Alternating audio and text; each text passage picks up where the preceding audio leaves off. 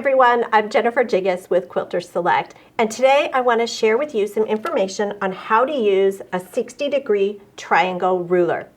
For those of you who know what a 60-degree triangle is and how to use it, I hope that you're looking at this thinking, oh my goodness, a Quilters Select non-slip ruler in that 60-degree triangle size. For those of you who are new to 60-degree rulers and 60-degree projects, this is a one-block quilt pattern, right? I love 60-degree diamond quilts or 60-degree triangle quilts because every single 60-degree triangle quilt is basically the same thing. It's all about fabric placement, fabric layout, and the size of the triangles. So this is the 60-degree triangle primer project that you can find on our webpage. It lives on the 60-degree triangle page. And as you look closely, you'll see that it's triangle, next to triangle, next to triangle. Here, I have a triangle that's comprised of 3 triangles, all of which were cut from the 60-degree triangle ruler. When we take a look at the ruler, some things that are unique. Number 1, that non-slip coating on the back side of the ruler. And when we're cutting anything, we want the ruler to stay in place. But even more so when they're tricky angles like a 60-degree angle. We really need accuracy so that as we're piecing those triangles together, we know that everything is going to line up and match beautifully. On our ruler, there is a marking down the center and the 1/4-inch markings on either side. So this could technically be used for half triangle 60-degree rectangles. Whew, that was a mouthful. You'll also see that there are markings for diamonds. So it is possible to cut diamonds, to cut 60-degree equilateral half rectangle units with this ruler, and also the 60-degree triangle unit. We're going to focus in this video on the basic 60-degree triangle unit, how to cut and how to piece them accurately. With a 60-degree unit, a 60-degree triangle unit, what we're looking at is the finished height of the triangle. Okay, so our units will be whatever size we want this finished triangle to be. I've already cut a strip set that's 3.5 inches wide because I'm looking to create triangles that finish at 3 inches top to bottom. Now the top of my ruler is nipped straight across the top, so it's going to make for easy piecing. The other thing that's nice about this nip at the top, you'll see as we start to cut the triangle units, it's going to show us which direction the bias lives on our triangles. So in this example, we want finished 3-inch triangle units. So our strip set has been cut to 3.5 inches. So I have my 1/4-inch seam allowance at the top, my 1/4-inch seam allowance at the bottom. This is a scrappy strip set that I had. So this is not the appropriate angle. We're going to start by placing our triangle unit or our triangle ruler on our fabric. I am making sure that the 3.5-inch line on my ruler aligns with the raw edges of my fabric and that the nipped straight edge of the ruler is aligned with the other side. And I'm going to use my Quilters Select rotary cutter. I love this. It's nice and weighty. If you have not had an opportunity to play with this or experience this rotary cutter yourself, one of the nice things is it has a little bit of substance to it, so I don't have to press hard as I'm cutting my fabric. It also has a safety mechanism, so I can turn it over and tap it and ensure that I'm not going to nick my fingers or nick my hands on the blade.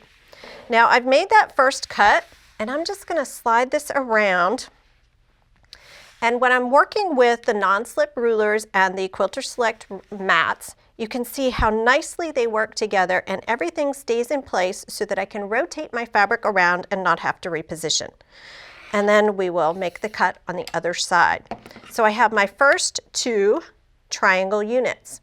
Now I'm going to cut just a couple more here. I'm going to rotate the ruler around, line up that 3.5-inch line on the raw edge of the fabric, the nipped edge of the ruler, and we'll make another cut. Then we would rotate the ruler, make sure that that 3.5-inch line is aligned down here at the bottom, and make our cut. Okay, 2 additional tips while I'm looking at my fabric and while you at home are looking at my fabric. You can see we have a little bit going on here. In real life, when I'm working with shapes with any fabric, but especially when I'm cutting something that has a 60-degree angle in particular, I do like to starch or to fabric prep my fabric ahead of time so that it's a little crispy and a little crunchy. You will get better accuracy that way when you get ready to stitch. My other tip for accuracy: when we're stitching something together like these triangles, where you're going to have a number of points that come together, it can get a little bulky here, and everyone looks, I know we say we don't do it, but we do. We look in there to see how closely and perfectly are those points aligned. And one of the ways that you can make sure that those points align is to reduce bulk. And we're reducing bulk because that end of the ruler has been nipped off, so you don't have those little dog ears up in your joins. But also, I like to use a combination of 60 and 80 weight thread. I put my 60 weight Quilter Select thread in my needle, my 80 weight Quilter Select thread in my bobbin. This is going to give you a very fine but strong seam that's going to not take up space in those joins. So your piecing is going to be much more accurate when you're using the appropriate thread types. Okay, so now we'll take our triangles, and where we can see here at the top where that edge has been clipped, your bias comes down the clipped edge. In a perfect world, you would take your triangles and you would sew them after you'd press them with the bias edges together. Now there will be times as you are playing and you're experimenting that you're going to find you like one fabric next to another fabric a little bit better, and that's okay. The bias rule isn't hard and fast, it's recommended, but as long as you've starched and stiffened that fabric ahead of time, you can get away with joining this however you want. So I would start lining my fabric up just to kind of see, how do I like it? Am I happy with the way that it looks? And you will sew rows and rows and rows. Now we could line our fabric up so that our rows start to take on either the look of diamonds, or we may want to arrange them so that they start to take on the look of a hexagon. The entirety of your project is simply comprised by laying out these triangles in a pleasing arrangement. This piece was done exactly the same way. Triangle, triangle, triangle, triangle. This piece is the exact same quilt. It is the exact same pattern. The triangles are just larger, but if you look as you're moving from left to right, you're going to see that it's triangle next to triangle next to triangle. Again, that same trick was used where we have 3 small triangles that were joined together to make a large triangle that was joined to a triangle of the same size. How quick and easy is that? All of your friends and family will be extremely impressed with how difficult it looks like this quilt was to create, and really it was very simple and very easy. It's just about the placement of the color. Now once we are happy with the arrangement of our fabrics and we're ready to take them to the machine for stitching, we're going to take our triangles, we're going to place them right sides together. Now depending on your color arrangement or your fabric arrangement, as you can see here, the nipped edge is aligning with one of the little dog ears. Up here at the top, the dog ear is over the top of the nipped edge. As I take this to the machine to stitch, I'm going to have a look at where that clip happens to be. And I'm going to place my needle right there on the clip, and this is where I'll start to stitch. That indicates my start right down to my finish, so that my 1/4 inch seam will be consistent and even. And then just continue joining those triangles together until your strip is as wide as you want your quilt top to be. Then you'll join the next row. So here's row 1.